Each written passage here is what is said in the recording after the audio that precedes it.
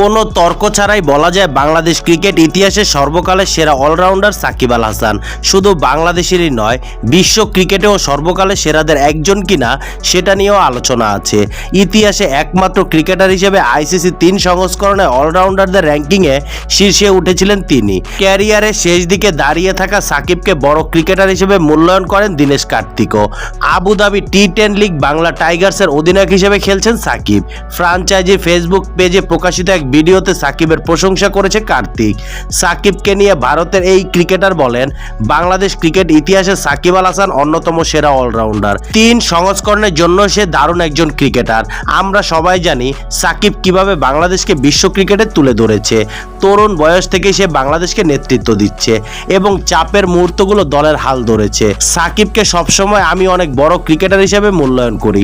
অধিনায়ক হিসেবে সে খুব কৌশলী। এবার তার সঙ্গে খেলবো, ভালো লাগছে।